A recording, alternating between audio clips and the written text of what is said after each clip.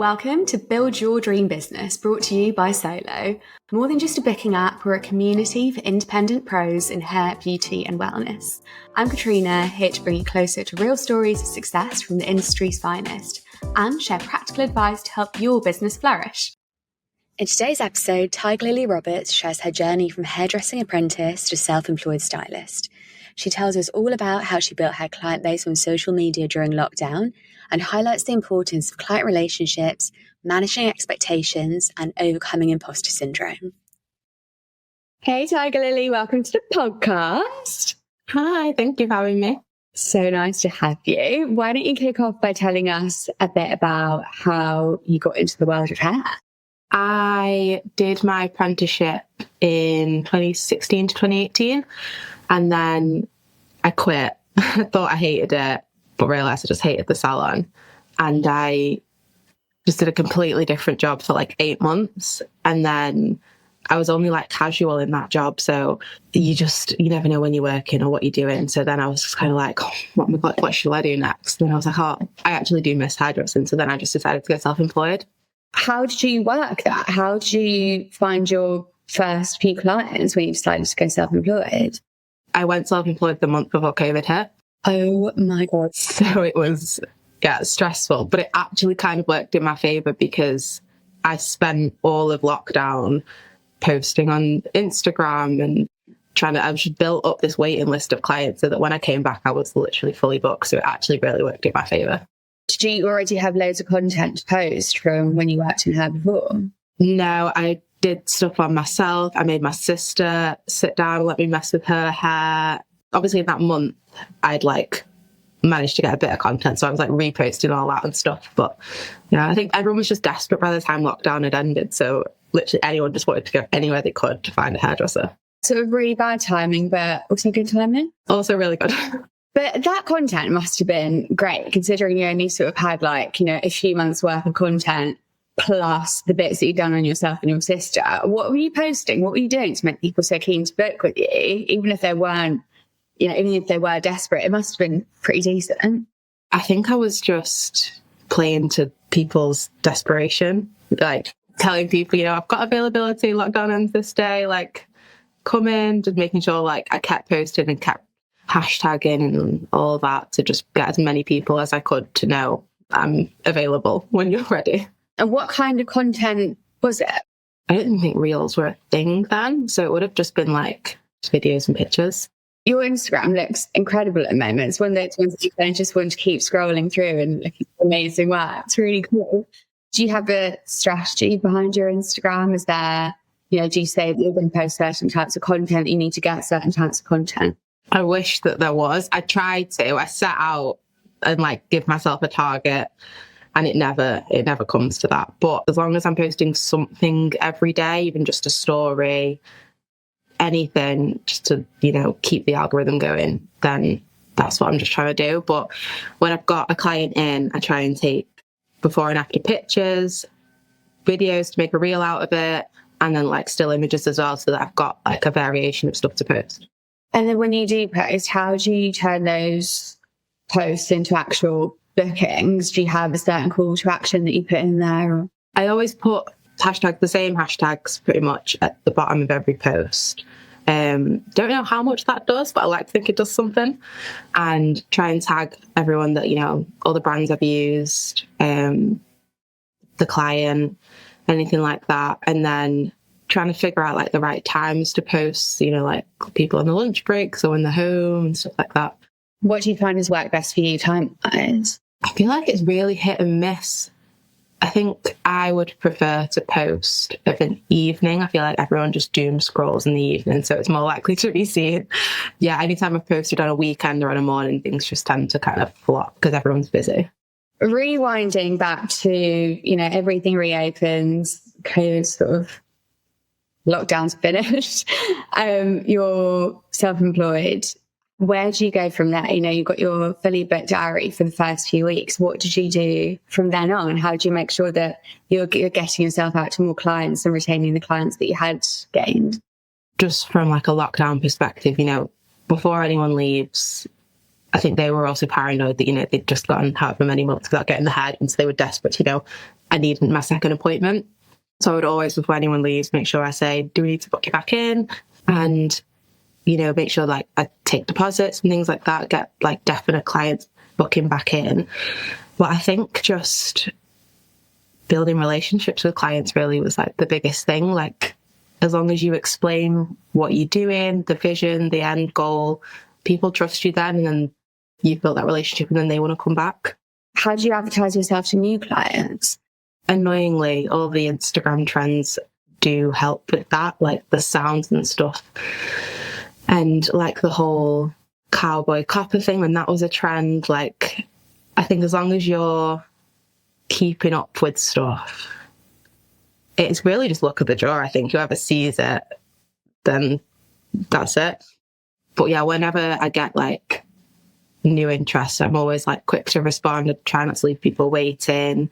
Get them in for consultation as soon as I can, stuff like that. I offer video consultations as well for people who can't really travel and stuff like that. How do you arrange those? How does that work?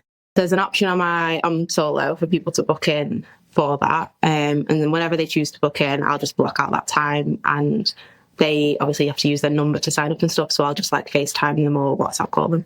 Cool. Oh, that's really interesting, because it is tricky with hair, isn't it? You know, you don't know how long a treatment's going to take, what they're going to actually need. I think it's definitely one of those areas where the client probably has the least knowledge compared to other treatments. And they are going to have to come in for a patch test anyway, but it just sort of saves them wasting their time if it's not something that I think I can do, or not something that I offer, or that has too compromised to do anything. It saves them that bit of time going back and forth. Nice. And do you make those video consultations free? Yeah. And I suppose that's kind of an opportunity for you to build the relationship with that client at that point, even, you know, show that you're legit and knowledgeable. Yeah, I feel like you can get a good vibe when you, even just on FaceTime. I think a phone call would be different. You need to see someone's face and talk to them and stuff like that, so you can get a bit of a vibe with the client, and they can get a vibe with me as well. What's your call to action at the end of that call? Would you kind of, you know, then if you can do something, do you straight away try to get somebody in for a patch test? Or on the call, if they're happy and I'm happy, I'll book them in then and there to come in, have a patch test, or book the appointment. Or if they're a bit unsure and they want to think about it, I'll make sure I send them a text like at the end of that day just to check back in, see how they're feeling. Usually there's like a lot of times where they ask me to find inspiration pictures that they think I could do. So I'll like go away and have a look at them and then send them over and stuff like that. Again, it goes back to you being on top of trends and, you know, keeping your finger on the pulse so that you can then advise your clients on not only what would suit their hair type, but what would be current. And also achievable. Like clients do come in with a lot of unrealistic expectations sometimes, and you've got to really manage those. So they'll show me something and I think, that base colour is completely different to what you've got, so it'll probably look something more like this. And I think people like to see rather than you explain. So if you can show them something visual and at least say, you know, this is still just inspiration. You're not going to look exactly like this person or this hair, but, you know, it's a guide. I think a lot of it is also you showcasing your expertise. How do you position yourself as an expert on social media? I think that's still something I'm working on. I think I'd get a lot of imposter syndrome. You look very slick on socials. Like, you know, you scroll through your feed and you think this girl knows what she's talking about. Well, good. Something's working then. Is there any thinking behind it? But it looks like you're just naturally good at it. Thank you. Yeah, I think you've got to have an element of confidence in yourself and your skills and your ability. So I think that maybe might come through a little bit. But yeah, don't be fooled. I'm definitely still trying. How do you deal with those clients that think that they can go from like black to blonde hair in space of one appointment? On first consultation and first chat, you can get a good vibe for someone. And a lot of the time, well, not that often, but sometimes, you know, a client isn't for me and I can just already tell, you know, they're going to be a bit of a nightmare. I can just say like, I don't think that I'm the hairdresser for you. Maybe you need to, you know, have a rethink about what it is you actually want from your hair and where you want to get to. And because I think some people, the worst thing I hear clients say is, no one's ever got my hair right.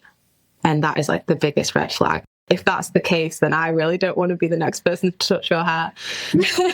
So yeah, I think a polite dismissal sometimes is necessary, but 9 times out of 10, you don't need to do that. I think as long as you take the time to explain to the client, and make sure they understand, they're usually fine.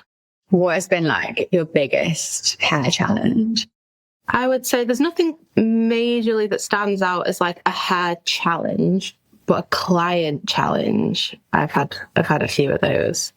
Again, people just not really understanding. Like I had someone who wanted to go from brown balayage to auburn, and she seemed so understanding, and like she knew it wasn't going to happen in one day, and it was all fine. And I was like, great, she's going to be so easy, it'll be fine. Did the first session, and it obviously wasn't where she wanted to be, and I had explained that, and she said she'd understood that, but she just kicked off at the end of the appointment and was like, I've got to go out tonight, you need to fix this. And I was like, okay, well, maybe we can do this. She's like, how long's that going to take? And I'm like, well, another 4 hours. She's like, well, I need to leave in an hour. And I'm like, I don't know what you want from me. How did you deal with something like that? Like, how did that go in the end? Did she then? She just left. She literally walked out. She didn't pay. She just left. She stormed out. Yeah, it was awful. But at that point, I couldn't have cared less. I just needed her out. Hair must be one of the most stressful treatments because people do have like completely different expectations. That was honestly a rare case. A lot of people are so easy and so nice. I think the fact that you can now, go onto your social media and explain the process of going from one colour to another or from, one style to another. It's something that you weren't maybe able to achieve when, people just had paper menus or whatever. You just had this form that then lets you A, showcase your skill set and your knowledge, and B, kind of pass that on to the client to not only, show yourself off as an expert, but also kind of give them that pre-warning of, by the way, this is a big job. Yeah, you can literally record the whole process now. People love to watch it. But then on the flip side, that does make people a lot of the time think that they're experts because they watch all the process videos. Oh, God, yeah, of course, there's a flip side to it, isn't there? This podcast is brought to you by us here at Solo. If you're a self-employed beauty pro, Solo is the booking app that helps you not only manage your appointments, but also build your brand. With Solo, you can create your own personalized booking website where clients can easily view your availability, read your reviews, and even pay deposits up front, giving them a seamless booking experience and saving you valuable time. With everything from consultation forms to marketing tools all in one place, growing your dream business has never been easier. If you haven't checked us out yet, why not start your free trial today? Obviously, you've got a lot to do as a self-employed hairstylist. You're actually performing your treatments and you're doing these virtual consultations and keeping up with your socials, etc., etc. How do you make sure that everything gets done? Like, how do you manage your time? I work 4 days a week, but those 4 days I try and view as the entire day as my work day. Like, I don't start at a certain time and I finish at a certain time. So if I wake up in the morning, there's messages that need to reply to, I'll reply to them. Anytime I get a break in the day, I'm messaging clients, I'm making a reel, I'm trying to backload a load of content or whatever. But then on my days off, I try and view those as, my day off. Unless it's a day where I'm literally, it's not going to harm me, messaging a client or doing this, like I can do it. But yeah, I try and view a work day as a work day and a day off as a day off. Well, that's really interesting. I haven't heard of that before, but I imagine that for some people can make it easier to enforce those boundaries because you're not splitting the day. If you're looking at the day as a whole, there isn't like right after 8 o'clock, I need to switch off. Exactly. And when you're almost giving yourself the freedom to not worry about that because you're giving yourself those full 3 days off. That's nice. Have you always done that? Pretty much. Yeah. Like, unconsciously, yeah. Like today, I usually don't work a Friday, but I was away last week, so I'm like making up the hours. But if I've just got I've got 4 clients in later, today is technically I'm going to just view it as a work day. So I'll work. I don't really split my days ever really. So if I am in work, I am in work. So there's nothing else to really distract me. I really like that. I think, you can often get those sort of feelings of guilt of I should be working out, I should be relaxing now. But if your day is so clearly divided, you don't have to use that brain power to think, oh, I should be doing something else, because that's so made up for you. You know that today's your work day and you know that tomorrow is going to be your day off. Yeah. Do you use any sort of time management tools or any tools to manage your business apart from Solar? Time management, I make a lot of lists. So many lists. But that's just like on my notes app. Business tools, apart from Solo, the only other thing that I absolutely love is called Coconut. Have you heard of it? No, what is that?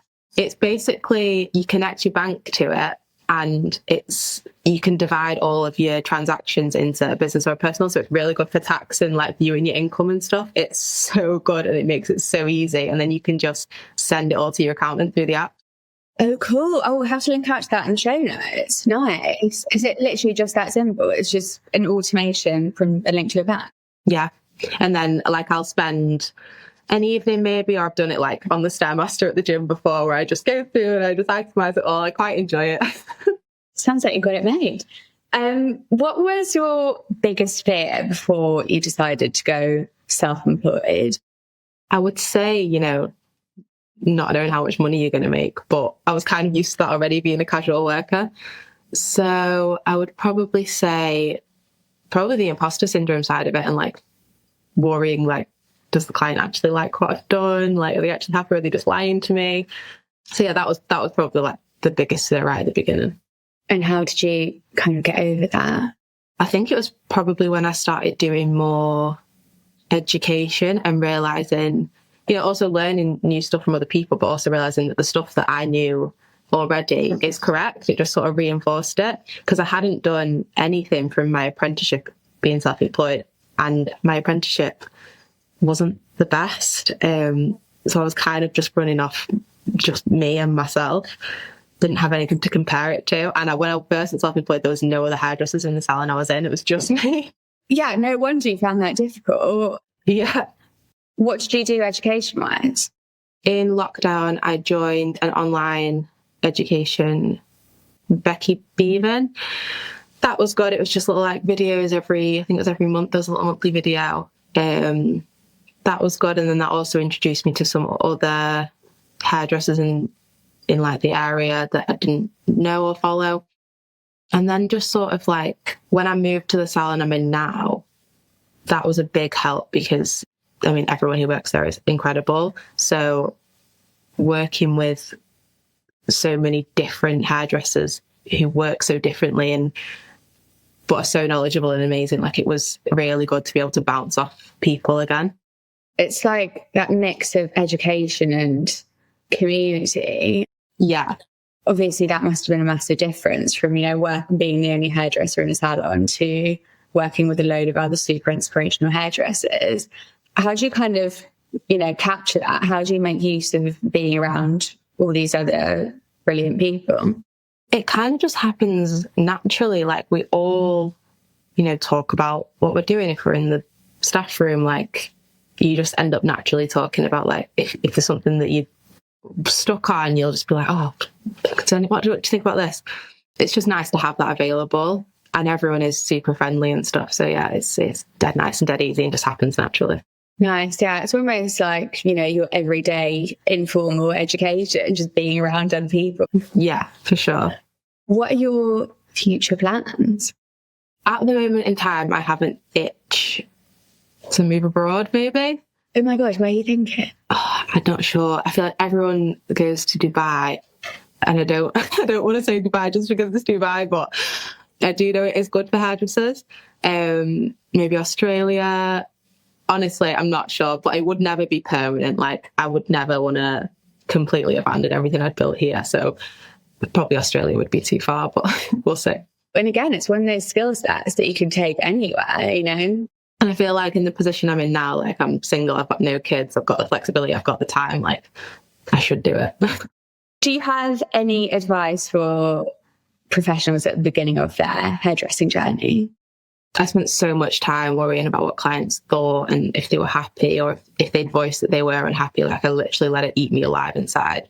But then after about 2 weeks, I never thought about it again. So I would just say, don't let it stress you out that much. Like, don't spend so much time focusing on the negatives and just kind of crack on. If it's not going to matter in 5 years, then don't spend more than 5 minutes worrying about it. Exactly. I think we can sit there, like, when you're worrying about something and then you stop yourself and you're like, what is the point? Like, what is this worry producing? Is it productive in any way? Or is it just a complete waste of my time? Yeah. And 9 times out of 10, it is, but it's so hard to snap out of it. We like to finish our podcast with a fun quick fire round. I'll fire away. What is a hair or beauty product that you can't live without? Davines hair oil. What is a trend that you're loving right now? Oh, the Sabrina Carpenter fringe. Love it. Have you been getting lots of requests for it recently? I've had a couple, but not as many as I would think, but I'm loving watching everyone else's videos on Instagram. What is a beauty trend you're not loving so much? The cherry chocolate trend. I feel like it seems nice in theory, but I've not loved many of the results. Is it something that only a few people could really properly achieve? Yeah, I feel like I have naturally dark hair or blonde. And I just don't think it's the colour that really suits everyone. Whereas I feel like when the auburn trend was in, I feel like literally so many people could pull off auburn. Do you have a favourite podcast, book or creator for business inspiration? Grace Beverley, she's really good. I love Jamie Genevieve. That's all that's coming to mind right now. What are some business tools that you can't live without? I think you mentioned, is it coconut? Coconut for sure. Solo, obviously. And Instagram. What is one thing that you do every day to keep your business thriving? Try and post a story. What is one piece of advice you would give your younger self? If it's not going to matter in 5 years, don't spend more than 5 years worrying about it. What is one piece of advice you would give to others trying to grow their business? The same. If I'm having a bad day at work or like something's happened, it can literally ruin my entire day and I can end up making more mistakes because I'm so focused on the other thing that's happened. Totally. Yeah. I think that's why it's such an excellent piece of advice. Yeah. It's been an absolute pleasure chatting to you. So nice. And we can't wait to see what you do in the future. Will it be Australia? Who knows? So nice chatting, Tiger. Have a lovely day. Thank you. Bye. Thank you for listening. Follow us on Spotify, Apple Podcasts, or your favourite podcast app. If you like the episode, why not leave a review or share it with a beauty industry friend? And if you're curious about Solo, you can download it for free on the App Store or Google Play and take advantage of our free trial.